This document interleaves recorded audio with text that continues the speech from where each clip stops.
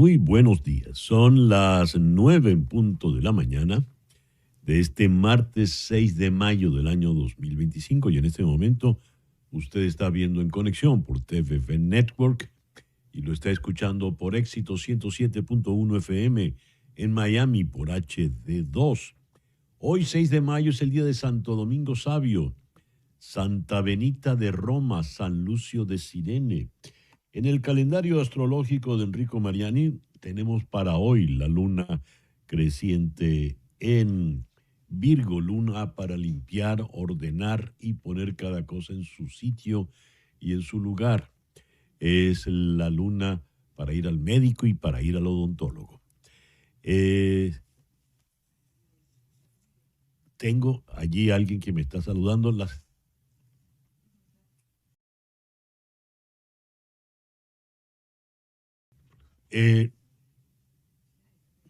Sí, es que tengo un problema aquí con el audio. Por favor, si me lo pueden ayudar a arreglar. No me lo dan. Bien, yendo a las efemérides del día de hoy, no terminé con el calendario astrológico, Flor. Luna creciente en Virgo, Sol en Tauro, este martes 6 de mayo. Hoy, 6 de mayo, recordamos que en 1816 Simón Bolívar fue proclamado jefe supremo de la República y sus ejércitos. En 1856 nació Sigmund Freud, el padre del psicoanálisis, que falleciera en 1939 a los 83 años. En 1873 falleció José Antonio Páez en la ciudad de Nueva York, 3 veces presidente de Venezuela, héroe de la guerra de la independencia, murió tocando violín. En 1915 nació, tal día como hoy, Orson Welles, el gran genio del cine, del teatro y de la radio. Hoy está cumpliendo 64 años George Clooney y mucho más joven. Feliz cumpleaños para José Altuve, el big leaguer venezolano que está cumpliendo apenas 35. El programa que te hemos preparado para el día de hoy lo vamos a iniciar aquí en Miami con el abogado constitucionalista Luis Fernández.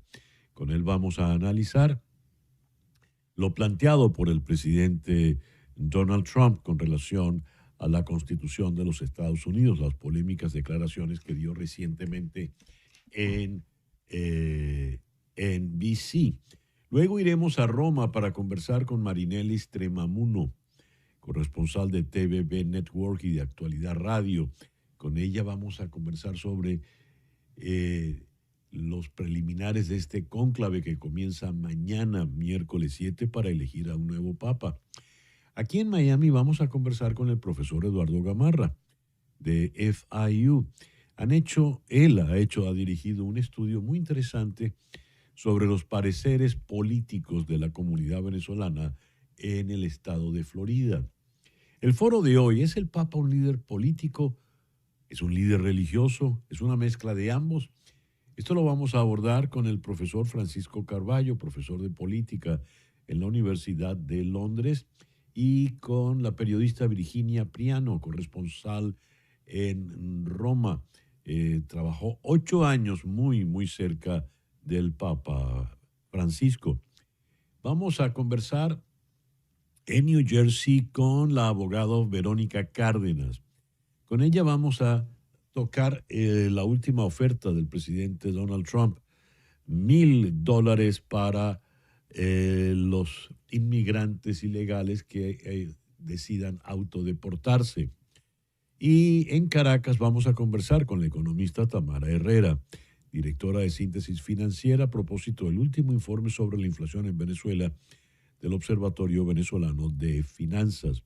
Cerramos el programa de hoy conversando con Giordano Di Marzo, quien está en gira con ida y vuelta. Se va a presentar en Washington, Chicago, Atlanta, Houston. Ese pues el programa que te hemos preparado para el día de hoy. Y a las 9:04 de la mañana vamos entonces con nuestro editorial del día de hoy. 1.400 millones de católicos estarán pendientes de lo que ocurra a partir de mañana en la Capilla Sixtina del Vaticano. Esa famosa capilla cuyo techo y paredes pintase de manera magistral Michelangelo Buonarroti, será el escenario donde más de un centenar de cardenales, el cónclave más joven en la historia del papado, elija al nuevo vicario de Cristo en la tierra.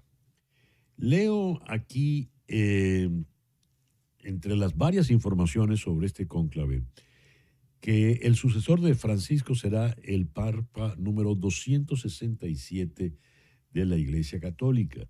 Son 133 los cardenales que participarán. La mayoría para elegir al Papa es de 2/3 y se redondea hacia arriba si hay decimal. Es decir, 89 votos son necesarios para elegir a un Papa. Ahora, ¿cómo es la votación? Mañana habrá una primera votación, solo una. Y por lo general en esa votación hay humo negro. Sería un milagro que hubiese humo blanco ya mañana. Después vendrán jornadas de 4 votaciones, 2 en la mañana, 2 en la tarde, si no se logra el humo blanco. Y el proceso, si luego de 2 días no hay acuerdo, es decir, con la quinta votación, entonces en ese momento se toma un descanso y vuelven a seguir eligiendo. A la Capilla Sixtina solo se entra para votar, allí no hay debates ni deliberaciones. Se procede en medio de un gran silencio, salvo para indicaciones prácticas, y cuando se dice en voz alta el nombre de cada cardenal para que vote, más o menos como vimos que ocurría en la película Cónclave. Ahora, ¿cuánto puede durar este cónclave que inicia mañana? Los dos últimos cónclaves, el del 2005 y el del 2013, se resolvieron muy rápido al día siguiente del inicio, en 24 horas. Pero en esta ocasión no hay candidatos tan claros.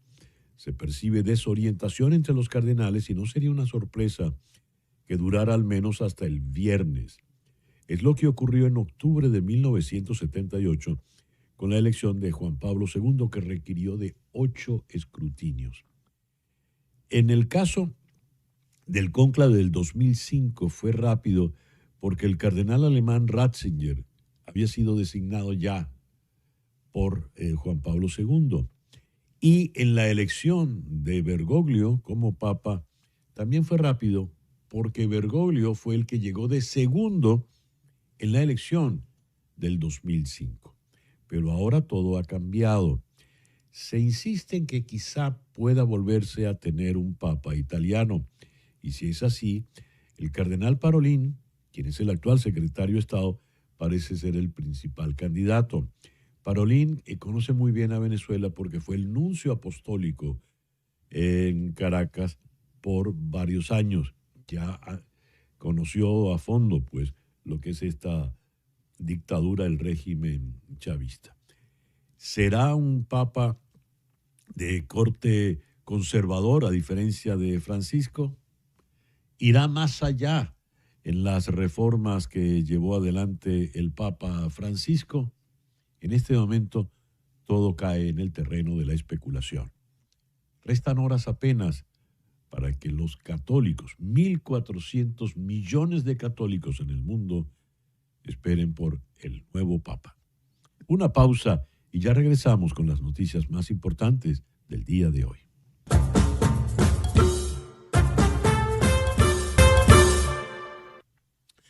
Y a las 9:13 de la mañana, vamos ahora con las noticias más importantes del día de hoy.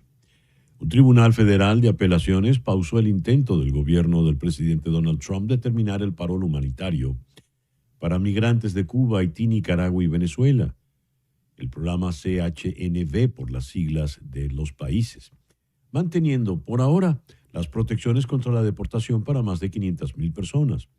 La decisión de ayer del Tribunal de Apelaciones del Primer Circuito indicó que la administración del presidente no había satisfecho el alto estándar para que el tribunal concediera la intervención de emergencia que el Departamento de Seguridad Nacional estaba buscando.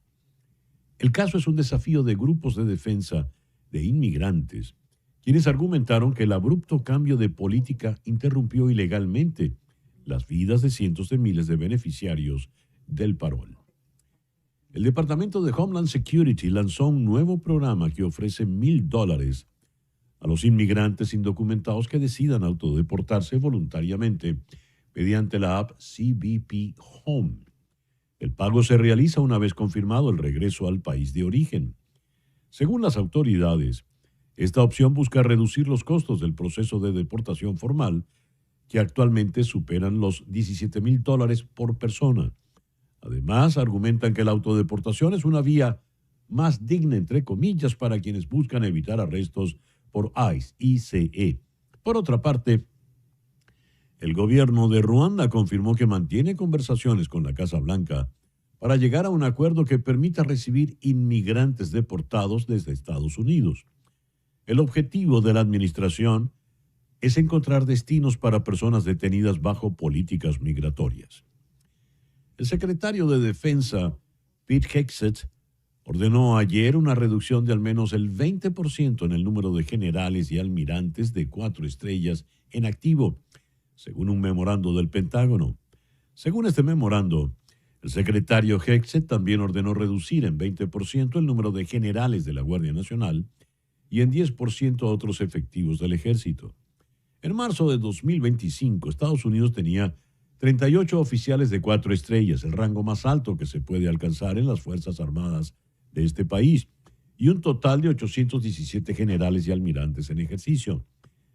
Según Hegseth, no se trata de castigar a los oficiales de alto rango, sino de maximizar la preparación estratégica y la eficacia operativa. Cita textual. El primer ministro de Canadá, Mark Carney, y el principal funcionario de la Unión Europea se enfrentarán a complicadas negociaciones hoy en Washington mientras presionan por una reducción de aranceles a la administración Trump.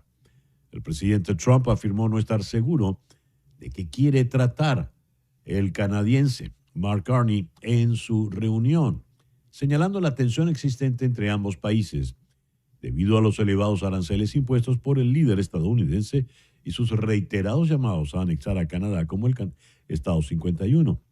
La Unión Europea, por su parte, enfrenta desafíos porque su estructura no le permite presentar ofertas proactivas como exige Trump, según advirtió Ian Bremmer de Eurasia Group en una nota a sus clientes.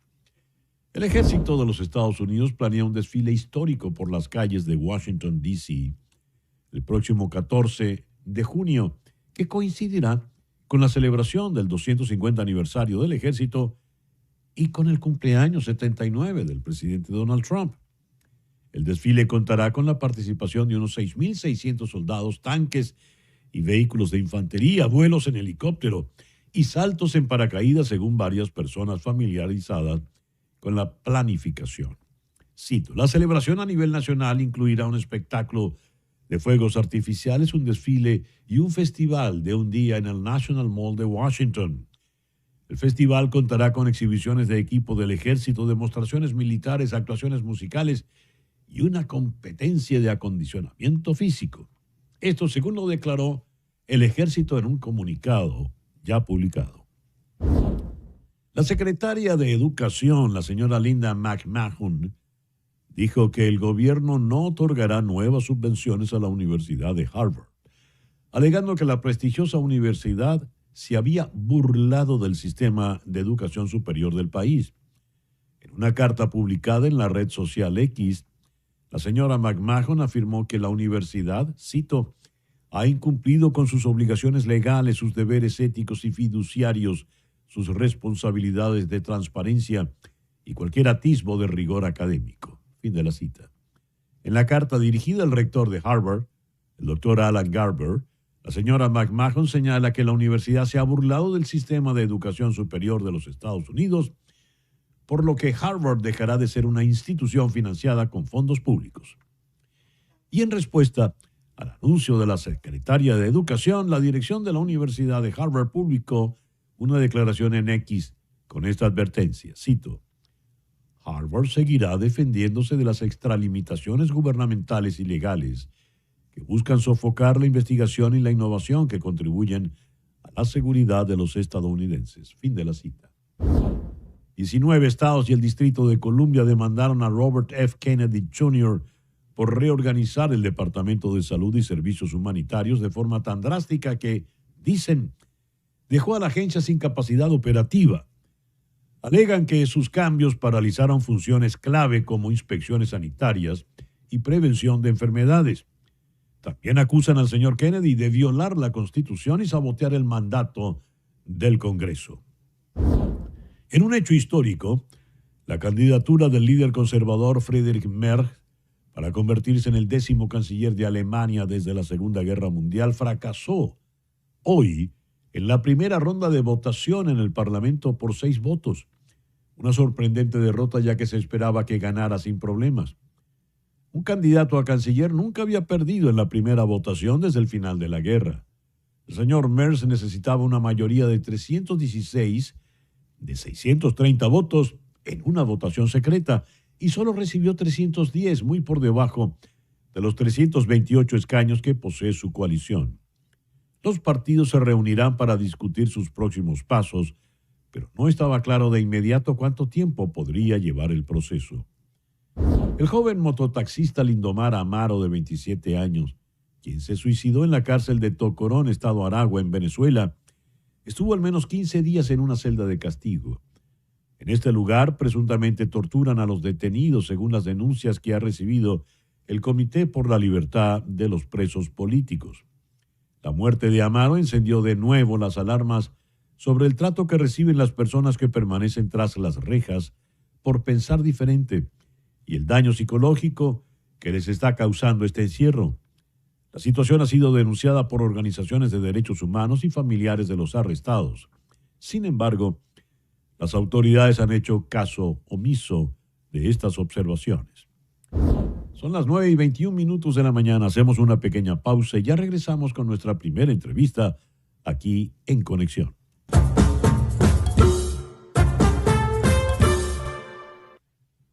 Toma nota de este número telefónico, el 305-468-0044. Lo repito, 305-468-0044. Ese es el teléfono de la doctora María Trina Burgos. Ella es una abogada venezolana especializada en temas migratorios. Tiene más de 25 años trabajando migración en los Estados Unidos y está licenciada para ocuparse de temas migratorios en los 50 estados de la Unión y también en Puerto Rico. Si estás en Venezuela, llama al 212-771-3040. 212-771-3040. Esa llamada, sin costo adicional para ti, va a repicar aquí en la oficina de la doctora Burgos en Miami. En estos tiempos tan complicados es bueno contar con la asesoría de una buena abogada migratoria. Te recomiendo a la doctora María Trina Burgos. 305-468-0044. 305-468-0044. Y a las 9:26 de la mañana vamos con nuestra primera entrevista del día de hoy. Seguimos en el mundo jurídico. El presidente Donald Trump, el pasado fin de semana, dio unas polémicas declaraciones en el programa Meet the Press por NBC.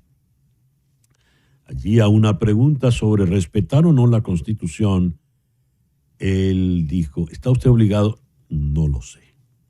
¿Qué implican las declaraciones del presidente Donald Trump? Leo, Trump ha atacado a jueces, ha solicitado la destitución e ignorado un fallo de la Corte Suprema. Lo dijo The New York Times.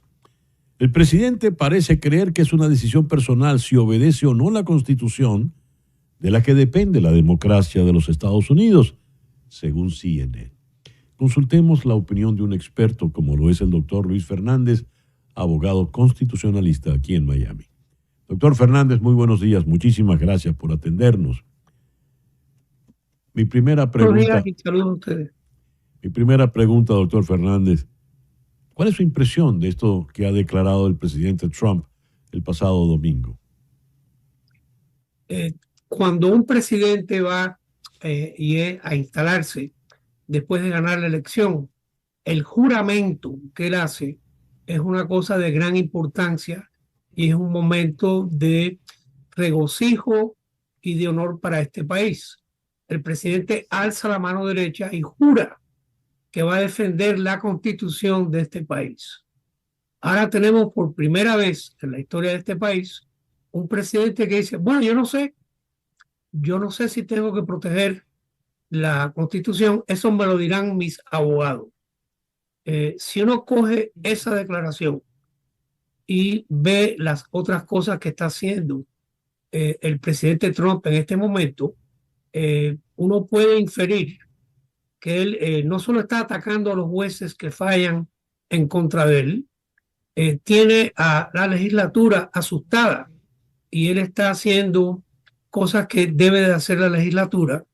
Y una persona que estuviese viendo esto de afuera pensaría que este señor está llevando este país hacia una dictadura. Y esas son palabras muy duras, pero fíjese, ha callado a los abogados de personas que están en contra de él. Eso ha causado que abogados republicanos hayan puesto un pleito en contra de él. En estos momentos hay 227 pleitos en contra de las medidas que ha tomado el presidente Trump, que por lo que está en vivo en este momento, está perdiendo. Al principio de este noticiero, ustedes pusieron una noticia y lo felicito, que esta cuestión del tratamiento especial a los cubanos, haitianos, venezolanos y creo que también nicaragüenses, Sí. vuelve a estar en vigor. Él no tiene la potestad para negar eso, eso es una cuestión de derecho y de leyes de la legislatura. Con la cuestión de las tarifas, este fin de semana él hizo un comentario que el pueblo americano está comprando demasiadas cosas porque ahora la cuestión de las tarifas afecta los regalos de Navidad. Y el comentario que hizo fue que el americano está acostumbrado a comprar 30 regalos o 30 muñecas para sus hijos y que ahora que estén satisfechos con dos, aunque cuesten más caro.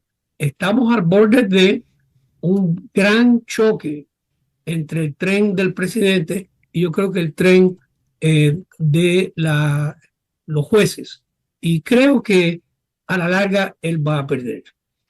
Doctor Fernández, con relación al tema de los deportados, él le ha señalado que los deportados, sobre todo los que han enviado a la cárcel de El Salvador, no tuvieron el debido proceso que exige el Estado de Derecho, the rule of law, como se le dice en inglés. Y cuando la periodista de NBC le preguntó, él dijo, bueno, si tenemos que hacer eso del debido proceso de los juicios, tendríamos que tener 1 millón, 2 millones, 3 millones de juicios. Correcto. Tenemos miles de personas, algunos asesinos, otros traficantes de drogas y algunas de las peores personas del mundo y más peligrosas de la tierra, y fue elegido para sacarlos de aquí. Los tribunales me impiden hacerlo. Fíjese, doctor Fernández, el detalle está en que no sabemos si son realmente los criminales que él dice si no se hace el debido proceso, ¿verdad? ¿Qué está planteando el presidente? ¿Saltarse estas normas? ¿Qué puede Bueno, él ha ocurrir? hecho dos cosas muy interesantes. La primera es que hasta cierto punto está en desacato de una orden judicial. A él le han dicho que buscase dónde estaba este señor que habían mandado, el de Maryland. Ábrego García. Correcto. Y entonces lo primero que hizo fue decir que él no tenía que ver con eso. Lo segundo que hizo, y esto es a través del Departamento de Justicia, lo segundo fue que trajo al presidente de El Salvador aquí y el presidente hasta cierto punto no se dio cuenta que se estaban burlando de él, porque él dijo, no, no, yo soy el que mando en El Salvador. Lo que sí es la verdad es que por cerca de 250 años hemos tenido que la función judicial es interpretar la ley y siempre se acata todo el mundo a la decisión de la Corte Suprema. En nuestras vidas hemos visto que antes nadie estaba por arriba de la ley y esta Corte Suprema le ha dado a él un espacio donde él puede cometer actos ilegales. Eso es inconcebible, pero ya pasó. Y entonces yo creo que él piensa que Dallas tiene el derecho a hacer lo que le dé la gana. Y no sé si se acuerdan, pero hasta el jefe de la Corte Suprema norteamericana tuvo que hacer una declaración diciendo, no, usted tiene que respetar las leyes, tiene que respetar el proceso que él le está negando a estas personas basado en que, bueno, es que demoraría mucho tiempo. Sí. Eso me recuerda ese dicho que dice que los fines justifican los medios. Y eso es antidemocrático. Lo más interesante que está pasando es que personas de derecha al centro están participando en los pleitos porque está este señor sin frenos. Los americanos dicen guardrails, pero es sin frenos. Y tenemos un presidente sin frenos que estamos obligados a tratar de frenar y se está haciendo a través de las cortes, que es el proceso que se sigue. Y repito, hay 227 pleitos en este momento en contra de las acciones que él ha tomado, porque él se ha acogido el mandato que él dice que tiene para quitar lo que es el legislativo. Y hasta cierto punto creo que los miembros del Partido Republicano son cómplices de esto, porque ellos tienen la potestad para pararlo y no lo han hecho. Doctor Fernández, muchas gracias por atendernos en la mañana de hoy. Gracias a ustedes y buen día. Buen día. El doctor Luis Fernández es un destacado abogado constitucionalista aquí en Miami.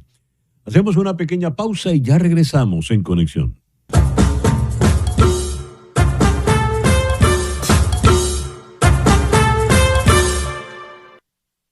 Son las 9:38 de la mañana aquí en Conexión por TFF Network y por Éxito 107.1 FM en Miami por HD2. La última versión de ChatGPT engaña a la gente. ¿Por qué esto?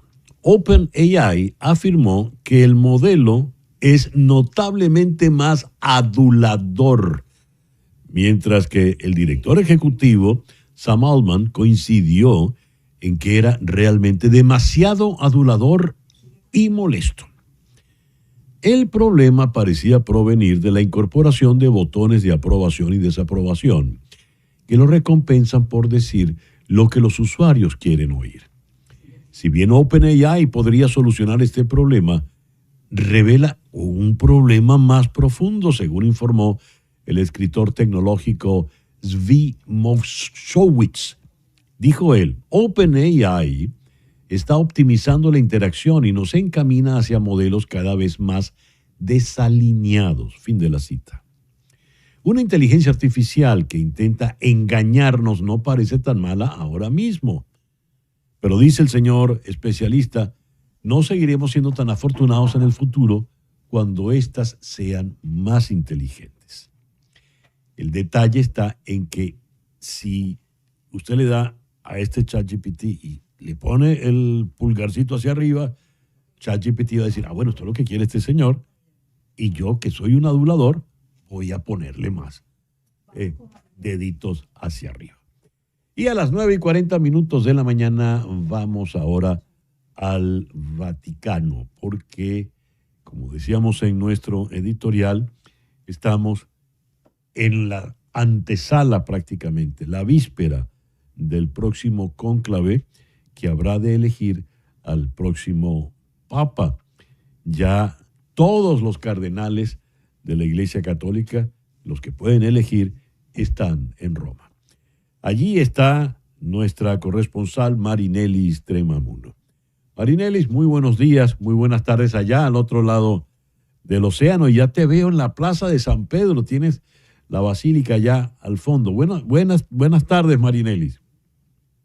Muy buenos días, César Miguel. Es un placer conversar contigo en este momento histórico en donde esta mañana se llevó a cabo la 12ª Congregación General de los Cardenales. Sería la última reunión entre los cardenales electores y los cardenales, digamos, eméritos, antes de iniciar el protocolo del cónclave. Ellos ya están llamados a hacer el check-in en Casa Santa Marta desde hoy hasta mañana en la mañana para iniciar entonces este protocolo en donde los vamos a ver en un primer evento público, o digamos el único realmente que va a ser público, que va a ser esta misa que se ha convocado a las 10 de la mañana en la Basílica de San Pedro, que se llama, según el protocolo, la misa pro eligiendo pontífice, traducido, digamos, más o menos al español, y allí los veremos en público, pero posteriormente, a partir de las 4 de la tarde, ya entran en la Capilla Sixtina y se cierran las puertas para iniciar ese proceso bajo llave,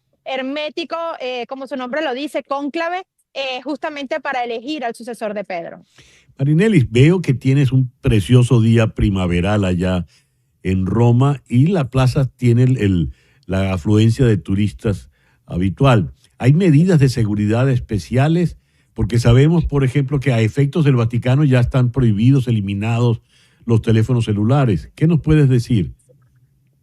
Y bueno, en territorio vaticano, justamente ayer se emitió un comunicado de la Gobernación del Estado del Vaticano en donde nos informaron que a partir de este miércoles a las 3 de la tarde van a ser suspendidas, apagadas las antenas de transmisión de telefonía móvil en territorio vaticano. Esto para garantizar de que no exista ningún tipo de espionaje o filtración a través de medios electrónicos.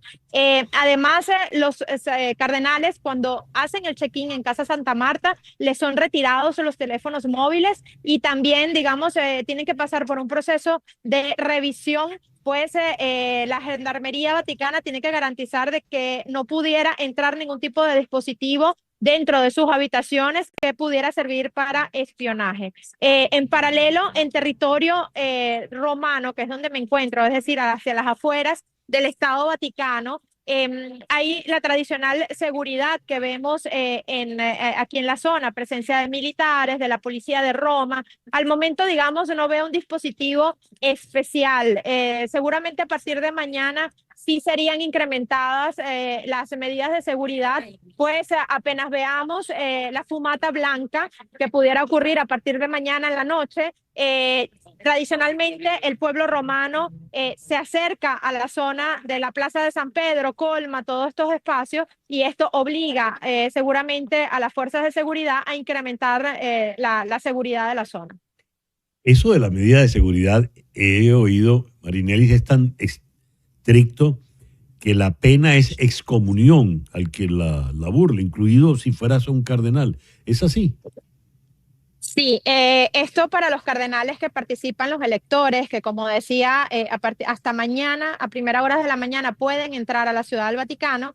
Ellos, incluso en estas horas previas, en el precónclave, está prohibido, según la Constitución Apostólica, está prohibido que hagan grupos, bandos o que hagan, digamos, complot, acuerdos entre ellos, porque pudieran ser excomunicados, es decir, expulsados, perder sus privilegios como cardenales. Esto porque de alguna manera la tradición quiere garantizar, o la Constitución Apostólica, que además es la que está vigente, es la que emitió Juan Pablo II en el 1996 y es la que está regulando todo lo que estamos viendo en este momento, quiere garantizar de que el resultado, el sucesor de Pedro, sea una persona, un hombre que salga de una meditación personal y no de acuerdos o interferencias externas. Por eso la necesidad de que ellos también se encierren, que puedan meditar, que puedan también hacer algunos ritos eclesiásticos, religiosos, que son parte de este protocolo,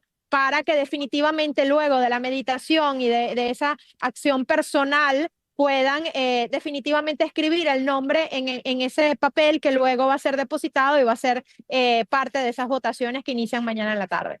De manera tal, Marinelis, por lo que nos estás diciendo, no puede haber proselitismo de ningún tipo, no puede haber una plancha, no puede haber una campaña en particular por tal o cual nombre. Es decir, lo que dice la película Cónclave no es verdad, eso no debe ocurrir. ¿Es así? Obviamente no puede haber campañas públicas ni declaraciones públicas en favor o de uno o del otro. Esto no, digamos, evita de que hayan conversaciones privadas, pero lo importante es que sean privadas y que luego al final cada quien tenga la libertad de poder escribir el nombre que considera sea la persona que deba ocupar ese cargo tan importante como lo es el sucesor de Pedro o el Papa. Pues de hecho, en la congregación general de esta mañana se conversó sobre la necesidad de que el nuevo pontífice sea justamente un pontífice, un constructor de puentes, que es el significado de esta palabra según, digamos, la tradición, que sea una persona que sea capaz de dialogar con las diferentes culturas y las diferentes religiones y que efectivamente sea una persona que además garantice la unión dentro de la iglesia, porque a pesar de que no han habido campañas, sabemos, campañas o propaganda pública, sabemos que existe una división, existe una polarización en este momento, existen tensiones y hay una discusión dentro del Colegio Cardenalicio sobre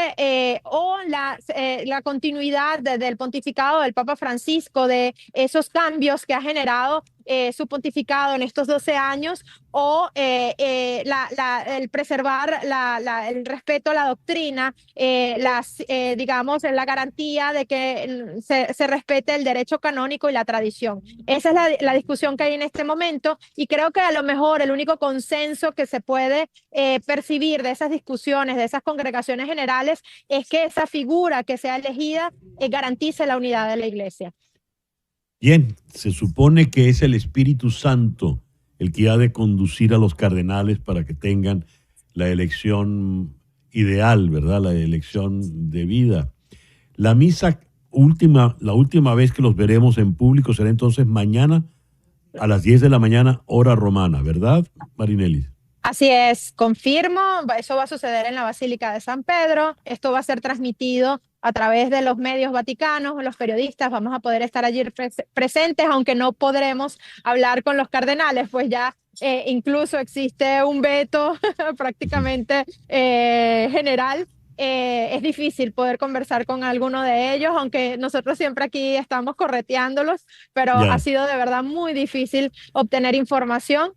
Sin embargo, los veremos mañana en la Basílica de San Pedro. Veremos también una transmisión de los medios vaticanos hasta el momento en que ellos se dirijan a la Capilla Sixtina y allí entonces definitivamente se cierran las puertas del cónclave. Bueno, cualquier cosa te le acercas al cardenal Porras, ¿verdad? Y a lo mejor bueno, el cardenal Porras lo vi por casualidad en días pasados aquí en la zona de la Vía de la Conciliación y bueno, me saludó de lejos y salió corriendo él también. Marinelis, muchas gracias por estos minutos. Gracias, César Miguel, un placer hablar contigo. Él sabe lo que es una periodista venezolana, se huyó rápido. Gracias, Marinelis. Marinelis Tremamuno es nuestra corresponsal tanto de TVB Network como de Actualidad Radio allá en Roma. Una pequeña pausa y ya regresamos en Conexión. 107.1 FM. 9:53 minutos de la mañana. El Instituto de Políticas Públicas Jack D. Gordon de la Universidad Internacional de Florida ha hecho un estudio muy interesante, una encuesta sobre las opiniones políticas de la colonia, de la comunidad de venezolanos en el estado de Florida. Este estudio de opinión lo ha dirigido el profesor Eduardo Gamarra. Conversemos con él. Eduardo, muy buenos días. Muchísimas gracias por atender nuestra invitación en la mañana de hoy. Oportunidad. Eduardo, este estudio, ¿cuándo lo realizaron? Lo realizamos la semana pasada. Fue un estudio que se inició, no estoy seguro ahora de memoria las fechas, pero comenzó el viernes de la semana anterior y culminó este viernes pasado. Un estudio muy reciente, evidentemente. ¿Y qué los motivó para estudiar el parecer político de la comunidad venezolana, de la colonia venezolana? Mira, César Miguel, yo dirijo dentro del Jack Gordon Institute, yo dirijo una iniciativa que se llama el Foro de Opinión Pública Latina, que ha intentado explorar opiniones de diferentes grupos de hispanos Ujú. en el sur de la Florida, sobre todo. Hemos hecho estudios sobre colombianos, Ya. anteriormente hemos hecho estudios sobre venezolanos, pero pensábamos que era absolutamente interesante hacer algo a 100 días del gobierno de Donald Trump y particularmente en el contexto tan movido respecto a la comunidad venezolana que hemos venido observando en los últimos, bueno, en los últimos Sí. 110 días, ya, ¿no? Se entiende que la comunidad venezolana es profundamente simpatizante del presidente Trump y los que pudieron votar, tenemos entendidos, votaron a favor del presidente Trump. Ese parecer, ¿cómo ha quedado ahora? Bueno, esa pregunta es importante Ujú. situarla en el contexto del estudio. Sí, por favor. Esta no es una muestra aleatoria, esta es Ajá. una muestra que básicamente intentó indagar en los diferentes segmentos de opinión.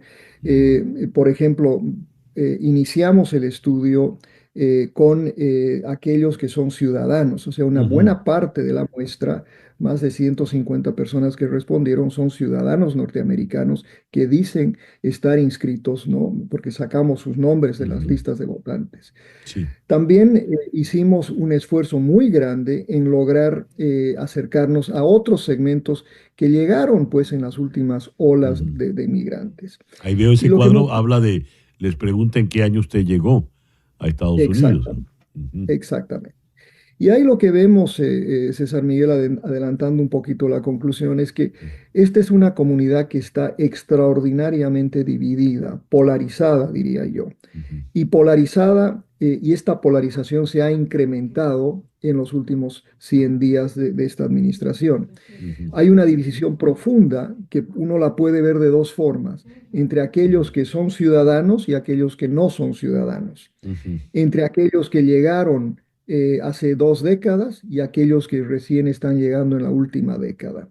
Ujú. Y lo interesante de esto es que yo diría que la fortuna, el futuro de aquellos que llegaron de manera más reciente depende en gran medida de los ciudadanos y de cómo votan y cómo votarán a futuro, ¿no? Y hay Entonces, relación, pudieron medir ustedes, porque estábamos viendo los gráficos allí, pudieron medir ustedes la relación entre esos dos bloques, el bloque que tiene más tiempo en Estados Unidos y es ciudadano, y el bloque que llegó más reciente y está en problemas eh, para regularizar su situación aquí en el país.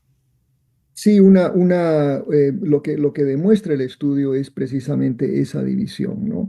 Vemos, por ejemplo, en esta gráfica, cuando preguntamos Mm. si cómo el presidente Trump ha manejado, ha gestionado las relaciones y todo lo que tiene que ver con Venezuela, afectará cómo votarán. Vemos que entre los ciudadanos, por ejemplo, el 60% nos dice que no ha Ujú. afectado en nada y que votarán o sea, se sostienen como republicanos y como gente identificada con el presidente Trump. Por supuesto, los no votantes, ¿no? Tienen otra opinión y tienen una opinión mucho más crítica de esta administración. Y eso lo vemos en gráficos posteriores cuando medimos, por ejemplo, cómo han sido, sobre todo, afectados por la decisión de TPS y el parol Ujú. humanitario. Ahí Ujú. vemos, por supuesto, que aquellos que llegaron temprano no tienen que preocuparse de TPS, no tienen que preocuparse de parol humanitario.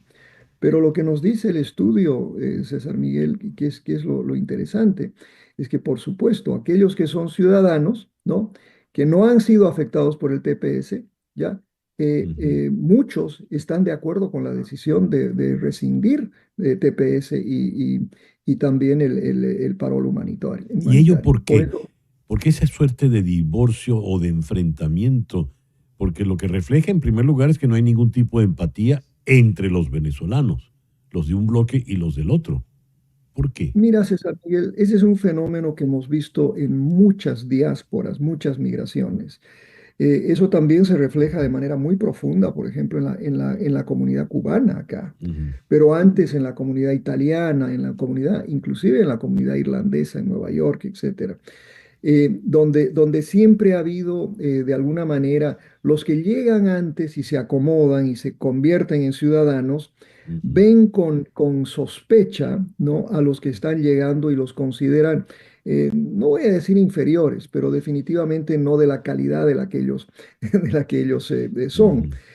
Y eso es lo que en algún momento te comentaba, que es esa teoría de la escalera de la sociología, ¿no? Donde Sí. cuando uno sube al barco, el último en subir, por favor, levante la escalera. Ujú. Más o menos ese es el fenómeno que está pasando la comunidad venezolana ahora, ¿no? Esa falta de empatía y esa mirada al inmigrante reciente que no es de la calidad del que vino antes y que más bien está manchando la honra, el honor, Ujú. obviamente la reputación que los venezolanos de bien construyeron en los últimos 20 años. ¿Numéricamente es mayoritaria la que llegó después o no? Probablemente sí, César Miguel, probablemente Mm. sí. Y por eso te digo, reitero, esta no es una muestra Ujú. aleatoria, porque si así fuera, hubiéramos tenido que balancear los que recién Claro, claro. llegaron. Pero lo Ujú. que sí sabemos es que por el censo, que han llegado cerca de 1 millón de venezolanos en la última década, Sí. ¿no? Esta Y pregunta que eso, está aquí en este cuadro, disculpa que te interrumpa, no, les, claro que sí. les preguntas sobre la opinión del presidente Bukele a Maduro de intercambiar prisioneros por los supuestos miembros del Tren de Aragua. ¿Qué nos dices de este cuadro, Eduardo? Bueno, este y el subsiguiente, que son cuadros donde inclusive hay una dimensión cualitativa, ¿no? La Ujú. mayoría ha oído hablar de esta propuesta, ¿no? Y acá vemos, ¿no? La opinión, qué piensan de esto. Y ahí vemos que hay un sector muy significativo que está de acuerdo con la propuesta. Ujú. Ahora, cuando uno ingresa en la parte cualitativa y las respuestas, ahí vemos de manera muy clara cómo está dividida esta comunidad. Aquellos que están de acuerdo, por ejemplo, con esta propuesta, y cuando uno les dice, bueno, pero en toda la parte cualitativa sale toda la dimensión de debido proceso. Hay muchos venezolanos que quieren el debido proceso, que Ujú. quieren, pues obviamente que se respete el debido proceso de todo deportado, pero hay otros que no, que simplemente han comprado la narrativa de que todos los venezolanos son de alguna manera tren de Aragua y que Sí. pues hay que hacer tabula rasa, ¿no? Para restaurar la reputación de la comunidad. Me supongo que habrás oído el término magasolanos, que son los venezolanos que simpatizan con el presidente Trump y sus posturas más radicales. Podría decir que el grupo que llegó y es ciudadano, el grupo que llegó primero, perdón, y es ciudadano, integra ese denominado magasolanismo. Probablemente, César Miguel, ahí Mm. viste en la lámina anterior, ¿no? Que entre los republicanos la mayoría considera que la deportación a San Salvador, al Cecote, ha sido conducida de manera legal, Ujú. cuando ya sabemos de manera más o menos contundente que no Ujú. se, no se respetó el debido proceso. Pero esa es la percepción, ¿no? Y ese es Sí. el lineamiento que existe con la administración. Tu conclusión luego de haber elaborado el estudio, ¿cuál es, Eduardo? Bueno, que en primer lugar, que acá hay una situación relativamente compleja, una población extraordinariamente dividida. Es un momento triste para esta comunidad. Este tipo Uf. de división es muy triste porque este conflicto que se manifiesta en el estudio es algo que no lleva, pues obviamente, a la posibilidad de soluciones aptas para esta comunidad. Reitero lo que dije al principio, la comunidad que no tiene documentación, la comunidad que tiene documentación vencida, digamos TPS, parol Ujú. humanitario, depende de la actuación de aquellos que llegaron antes y que son ciudadanos. Pero aquellos que son ciudadanos y que llegaron antes, una buena parte no los considera, no, o sea, no está dispuesto a actuar A como, favor. como como a favor de las demandas que tiene ese sector, ¿no? Muchas gracias, Eduardo, por atendernos en el programa de Al hoy. contrario, un placer y gracias por invitarnos. El profesor Eduardo Gamarra de FIU. Una pausa y ya venimos con el foro de hoy. Por Éxitos 107.1 FM.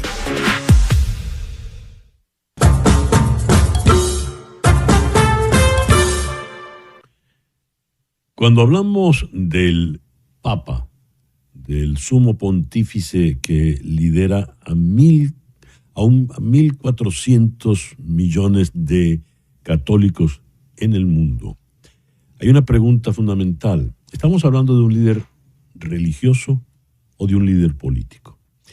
¿O de una mezcla de ambos? Y si es una mezcla, ¿en qué condiciones se da esa mezcla?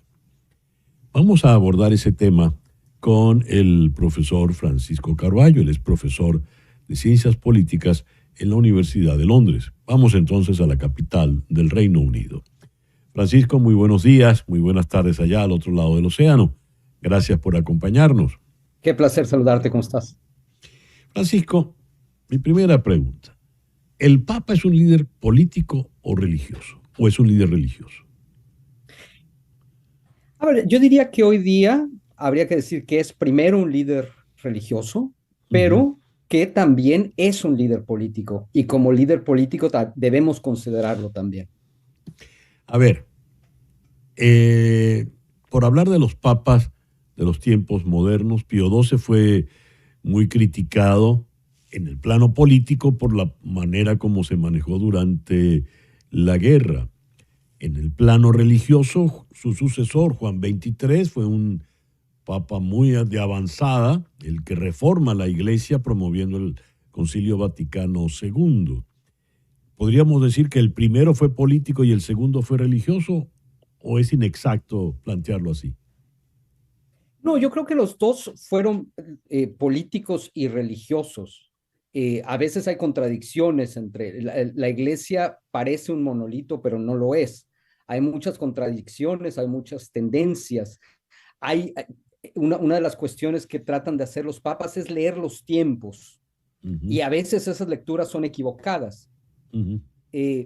A veces son acertadas. Por ejemplo, en el caso de Juan XXIII y después Pablo VI con el Concilio Vaticano II, ayudaron a que la iglesia entrara en el siglo XX.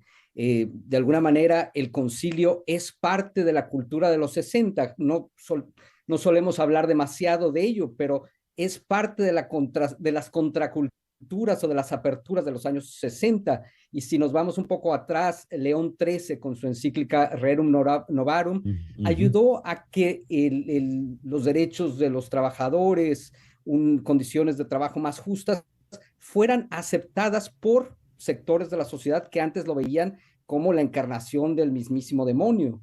O si se piensa, por ejemplo, en tiempos recientes en el Papa Francisco, Laudato Si fue una confirmación dentro de la iglesia de la importancia de tomar el cambio climático serio. Entonces yo creo que son parte de esas lecturas que tienen que hacer, en las que a veces aciertan y a veces, como en la complicidad con el régimen fascistas, se equivocan absolutamente. Fíjate, para plantearlo en los términos simples que se suelen manejar en redes, el Papa Juan Pablo II ayudó o fue determinante en la caída del comunismo. Era un papa no de derechas, pero prodemocrático. El Papa Francisco era simpatizante del peronismo, un papa de izquierdas, un papa comunista, y no acabó con las dictaduras de Nicaragua, Cuba y Venezuela. ¿Esas lecturas tienen sentido? A mí me parece que no. Es decir, funcionan en las redes sociales, funcionan en el debate de los cafés, pero no dan una explicación de cómo la política se ve dentro de la iglesia. Yo creo que esos términos de izquierda, derecha, progresista, reaccionario, que usamos para hablar de la política de los partidos políticos, no necesariamente funcionan en la iglesia. Por ejemplo, hablábamos de Juan Pablo II, y un papa más, digamos, al centro derecha o lo que sea, y Francisco hacia la izquierda, pensando en los términos que se suelen usar. Por ejemplo, en el caso del problema ecológico, el primero que lo trae a colación seriamente es Juan Pablo II. De alguna manera, Francisco construye sobre lo que había dejado Juan Pablo II en términos de una teología que toma a la naturaleza y a la tierra como centrales. Entonces, Fíjate, hay muchas sí. líneas de continuidad y también a veces líneas de discontinuidad y de quiebre.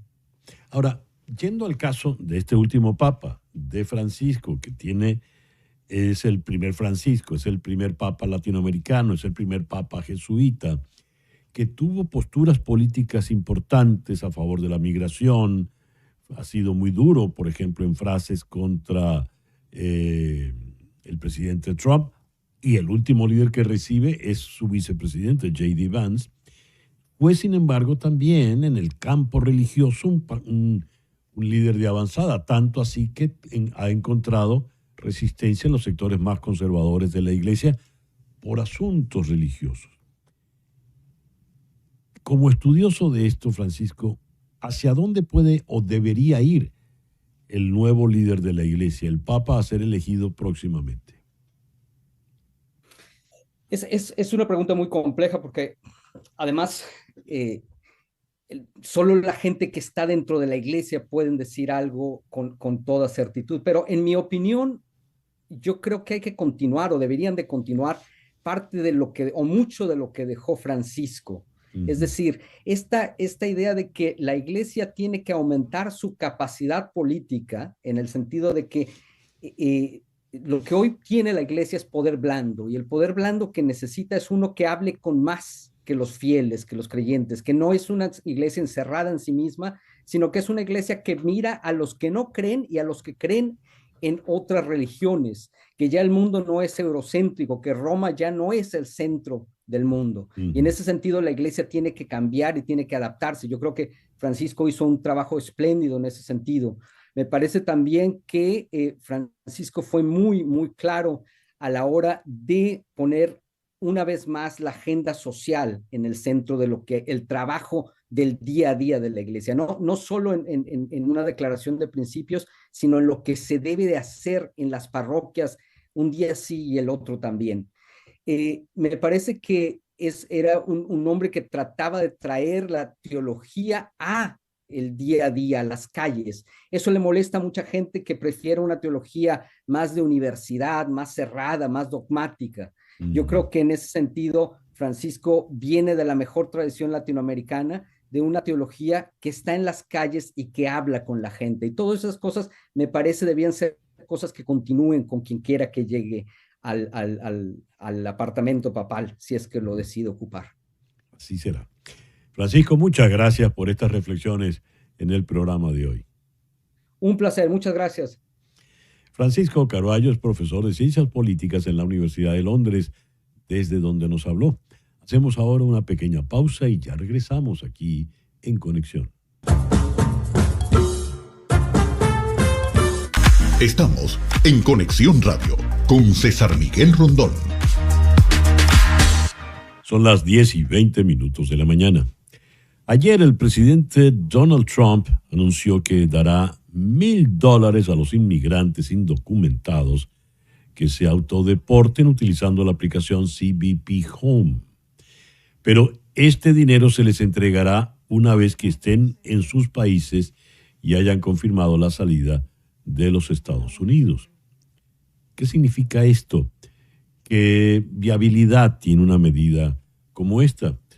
Vamos a New Jersey. Allí está Verónica Cárdenas, quien es abogada especializada en temas migratorios, fue fiscal de inmigración y es profesora universitaria.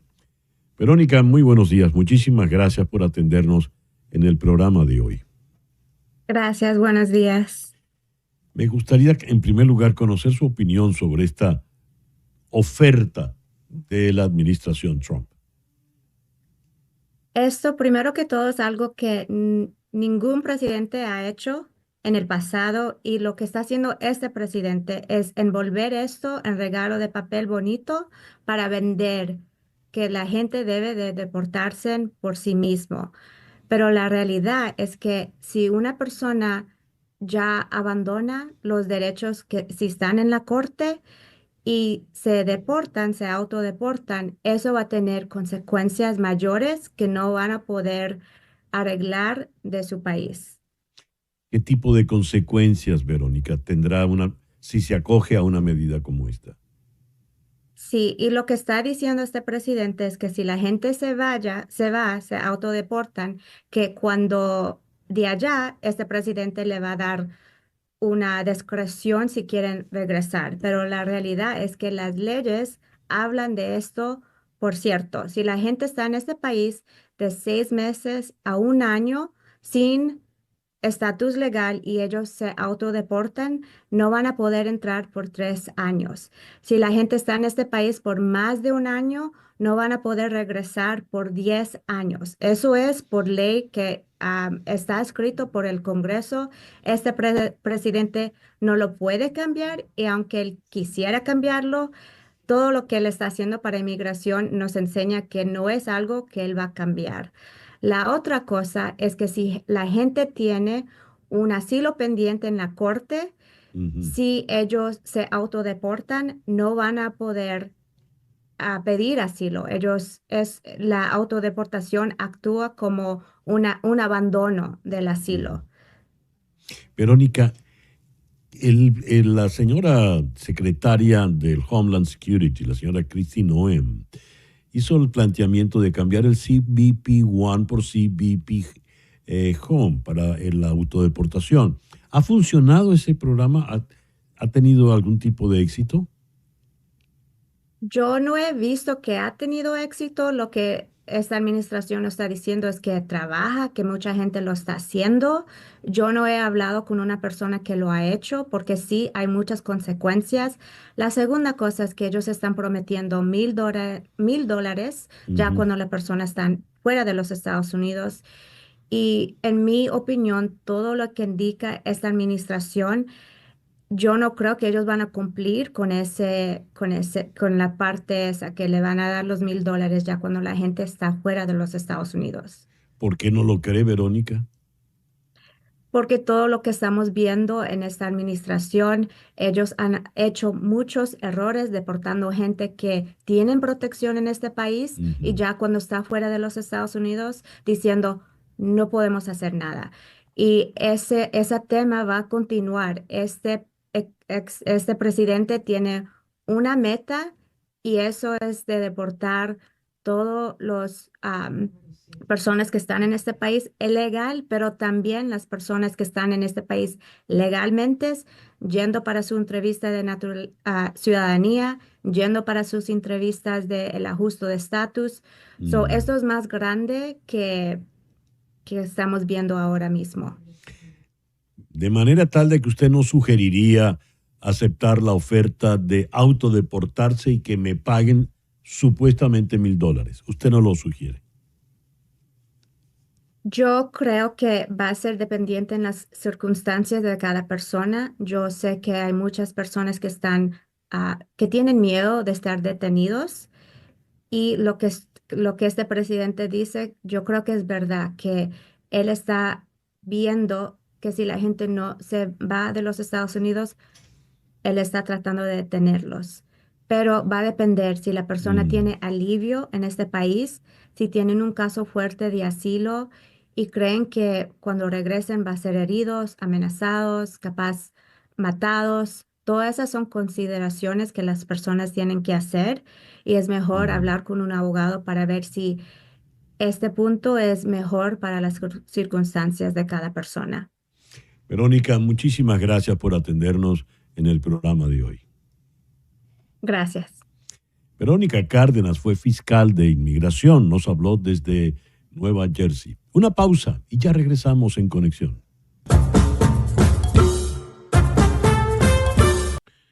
Son las 10:31 de la mañana. El Observatorio Venezolano de Finanzas ha publicado su estudio sobre la inflación en el pasado mes de abril. Y la acumulada de enero a abril es de 63,1%. Alimentos, bolívar devaluado e inflación dejan una inflación interanual en el 170%. Leo esta nota que ha publicado el Pitazo. La inflación del mes de abril se ubicó en 18,4%, de acuerdo con el reporte publicado el 5 de mayo por el Observatorio Venezolano de Finanzas.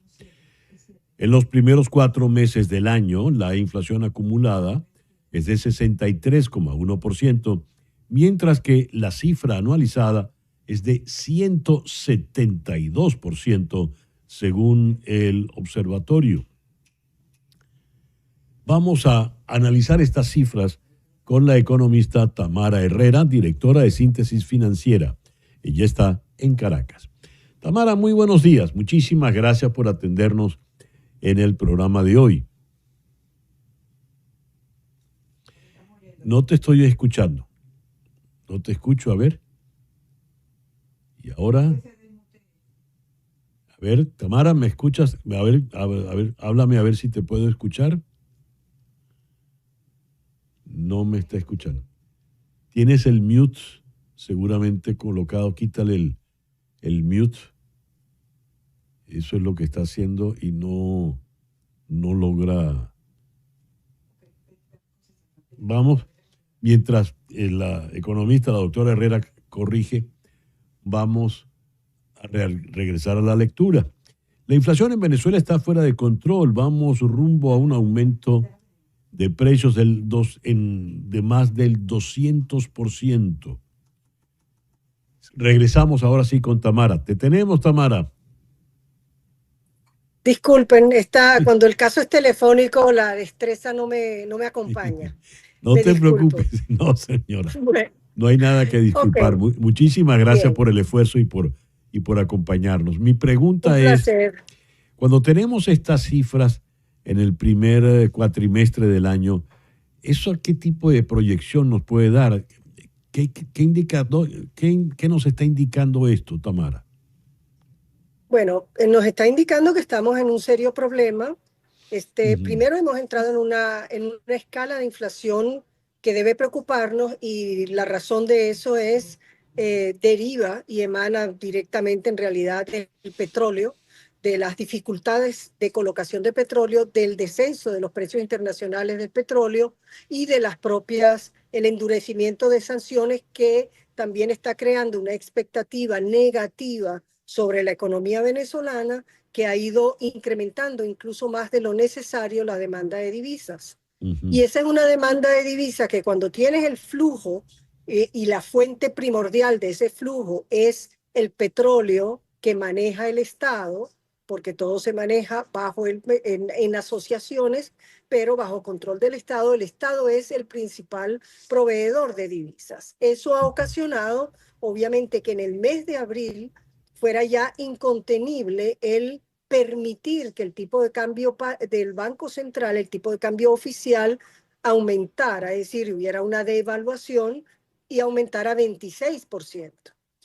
Y el paralelo siguió aumentando, aunque a una velocidad menor, porque el gobierno, nosotros vemos que se está preocupando por la brecha, es decir, esa diferencia entre ambas tasas, que además se incorpora como factor inflacionario adicional. Entonces, ¿qué tuvimos en el mes de abril? Bueno, si una tasa sube a 25, pues no tiene por qué sorprendernos que haya varias mediciones. Tristemente, el Banco Central ha decidido desde que aumentó el ritmo inflacionario en el país, no publicó, pero todos los que hacemos mediciones estamos en el rango entre el 18 y 25% en este mes, y efectivamente el acumulado te está dando aproximadamente 63 o 67, 68%. Y la pregunta es con la que tú empezaste esta conversación, ¿qué significa esto para el año? Para el año representa efectivamente la posibilidad casi una certeza que superemos el 200%, a menos que haya cambios inesperados en ese flujo petrolero, y la decisión de la OPEP, más el endurecimiento de las sanciones que se hará efectivo después del 27 de mayo, vamos a tener un periodo de mayor dureza probablemente, y después unas escalas de inflación que esperamos puedan ser menores. Pero en todo caso, Venezuela deja atrás la secuencia de desaceleración muy lenta de la inflación que se venía trabajando. En este momento, cuando estamos conversando, Tamara, ¿cómo está el dólar? O mejor dicho, ¿cómo cerró anoche? Pues, ¿por qué? El paralelo cerró en 109 y el oficial en 89, redondeando 88,64. Y es importante que me digas esta pregunta, porque la brecha es un elemento muy preocupante, porque en abril la inflación que se aceleró no es solo la inflación adicional, habitual que medimos Ya. en bolívares, sino también esa inflación en dólares. ¿Pero por qué? Porque hay la obligación legal de vender todo al tipo de cambio oficial, pero cada vez que yo vendo algo y tengo que reponer los inventarios, entonces tengo que reponerlos a costos del paralelo. Mientras más amplia es esa distancia, obviamente obliga a que suba esa inflación en dólares. Es decir, yo tengo que subir un poco, no igual, por supuesto, el precio en dólares, y debo decir que tanto comerciantes como productores se cuidan mucho de no castigar la demanda, porque tienen clara la noción de que hay una fragilidad en el consumo, que hay una elasticidad a precio y la demanda se retrae cuando el precio sube mucho. Pero lo cierto es que este mes de abril tuvimos una inflación la que medimos nosotros en el mes de abril de la inflación en dólares estuvo en el orden del 5, entre el 5 y el 6%, quizás hasta 7%. Pero entonces eso quiere decir que tienes dos fuentes de incremento. Como última pregunta, ¿qué tendría que ocurrir, Tamara, de manera especial para no llegar y rebasar ese 200% de inflación?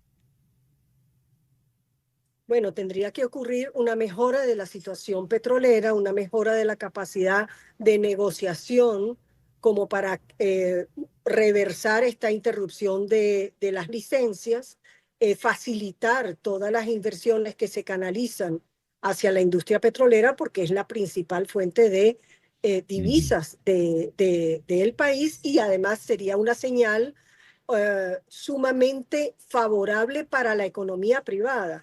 Tengan en cuenta que a partir, es decir, ya de suyo, virtualmente las divisas que proveía Chevron han disminuido muchísimo, porque está manteniendo una actividad, pero la industria petrolera está haciendo un reacomodo justamente para adaptar su logística a eso.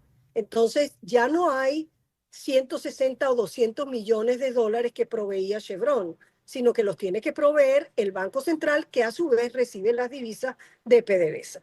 Entonces el desafío es importantísimo, y creo que en el corto plazo solo negociando puede evitarse un padecimiento en el país mayor. Tamara, muchísimas gracias por atendernos en el programa de hoy. Un gusto, como siempre. La economista Tamara Herrera es directora de Síntesis Financiera en Caracas. Una pausa y ya regresamos en Conexión. 1 FM.